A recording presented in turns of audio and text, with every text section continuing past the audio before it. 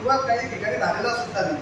आणि काही गुन्हा पण कुठला दाखल झाला त्या अपघातामुळे एखाद्याचा मृत्यू होतो हा गुन्हा म्हणजे नवीन PNS जो कायदा आहे 106 प्रमाणे, तर त्याच्यामध्ये अटक करायची सुद्धा परवानगी पोलिसांना नाही असा गुन्हा त्या प्रकरणात दाखल झाला. आपण ती जर FIR बघितली नाही तर त्याच्यामध्ये स्पष्ट फिर्यादी म्हणजे त्या ज्यांचे मयत झालेले त्यांचे नातेवाईकांनी स्पष्ट उल्लेख केलाय की इगल कंपनीच्या चुकीमुळे ही घटना घडलेली. FIR वाचून दाखवली त्याच्यामध्ये स्पष्ट म्हटलेलं आहे की त्या ठिकाणी रस्त्याचा खोदकाम सुरू होतं, बॅरिकेडिंग केलेलं नव्हतं, कुठे दिशादर्शक फलक नव्हतं आणि त्याच्यामुळे त्यांची स्कूटर त्या खड्ड्यामध्ये पडली आणि तो अपघात झाला.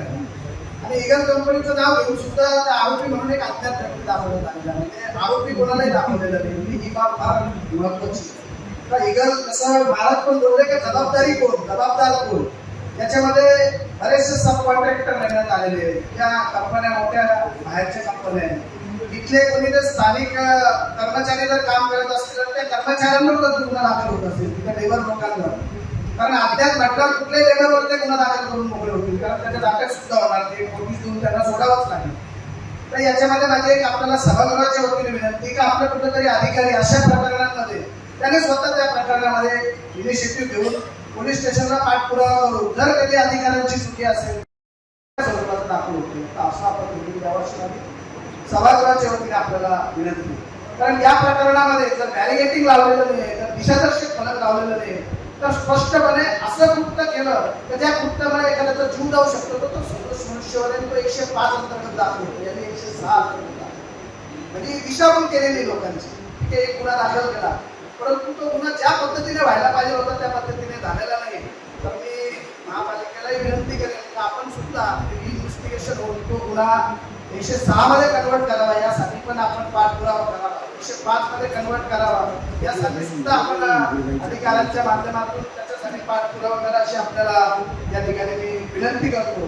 सर्व सदस्यांनी सांगितलं सर्व सदस्यांच्या आकडेवारीनुसार कमीत 50 लोकांचा तरी या अपघातामुळे निदर्शनात सगळ्यांची नावं घेतली परंतु ज्या पोटतिडकीने त्या सदस्यांनी आपल्या भूमिका मांडली जे अण्णा रडले बाकीच्या सदस्यांनी सुद्धा तीच भूमिका सगळ्यांची त्या ठिकाणी त्या माऊली वरती गॅलरीमध्ये बसलेल्या आहेत.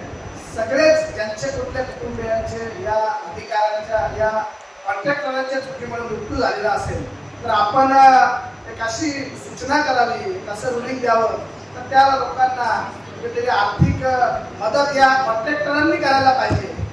कारण खऱ्या अर्थाने ज्या व्यक्तीचा मृत्यू होतो ते पूर्ण कुटुंब रस्त्यावर येतं आणि एखाद्या अपघातामध्ये जर ऍक्सिडेंट तो वाहतुकीमुळे झालेला असेल, गाडीमुळे झालेला असेल तर तुम्ही त्या समोरच्या व्यक्तीवर गुन्हा दाखल करून मोटर ऍक्सिडेंट क्लेममधून भरपाई मागू शकता.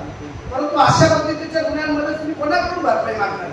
कारण याच्यामध्ये कुठल्या तरी कर्मचाऱ्यांना जर त्यांनी आरोपी केलं तर त्याला इन्शुरन्स आहे तर त्याला त्याच्यात कुठलं वाहन आहे मग आम्ही भरपाई कोणाकडे मागावी? याच्यात प्रायमरी जबाबदारी ही त्या कॉन्ट्रॅक्टरची आणि त्याची चौकशी महानगरपालिकेच्या माध्यमातून होऊन त्याला आर्थिक मदत मिळायला हवी अशी